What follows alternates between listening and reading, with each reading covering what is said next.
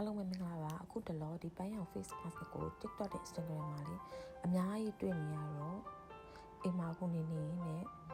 ဒါစူပြဆန်းကြည့်မယ်လို့စဉ်းစားလိုက်တာပေါ့နော်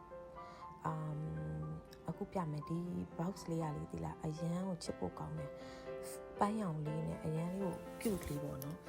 ဆိုတော့လူရဲ့သုံးနေပြောတော့ကိုက skin care ဝါသနာပါတော့သုံးကြည့်မယ်စမ်းကြည့်မယ်ဆိုပြီးတော့ဝယ်လိုက်တာပေါ့နော်ဒါနဲ့ဆို3-4ချိန်လောက်တော့ရှိပြီသုံးတာ texture လေးကအရန် soft ဖြစ်ပြီးတော့လေအနံ့လေးလည်းကောင်းတယ်လိမ့်နေတဲ့အချိန်မှာ skin မှာလည်းအရန်ကို cool vibe လေးရတာပေါ့နော်ဆိုတော့ honestly ပြောရမယ်ဆိုရင်တော့အရန်ကိုသဘောကျနေတာ result ကတော့တော်တော်လေးကိုကောင်းတယ် skin ကိုလည်းအရန် smooth ဖြစ်စေတယ်အဲ့ဒီအကြောင်းကဲ friend တွေကိုပြလိုက်မယ်ပေါ့နော်ဆိုပြီးတော့ဒါ part 1အနေနဲ့ဆိုပြီးဒါလေးကိုလုပ်ပြတာပေါ့နော်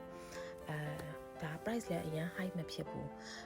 လုံးဝ normal လေးနဲ့တည်လာသူက affordable brand လေးပေါ့နော်ကိုကတော့လက်လေးနဲ့ပဲလိမ့်လိုက်တယ်သူ့ထဲမှာကော်စုံလေးလည်းပါတယ်ဒါပေမဲ့လက်နဲ့လိမ့်ရတာပို့ပြီးအားရလို့ဆိုပြီးတော့လက်လေးနဲ့အဲ့လိုတေချာပို့လိုက်သူက dry ဖြစ်သွားမှာနော်ဖြစ်သွားလို့ရှိရင်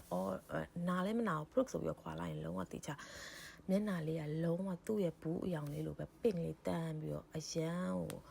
လုံးဝ soft လေးဖြစ်သွားမယ်ဒါလေးကဇူဘီယာဒီနေ့အပြည့်မသွားခင်လေးမှာ part 1အနေလေးနဲ့စချင်း skin care တဲ့ဟာလေးကနေစပြီးတော့ပြပေးတာပါ friend တွေကို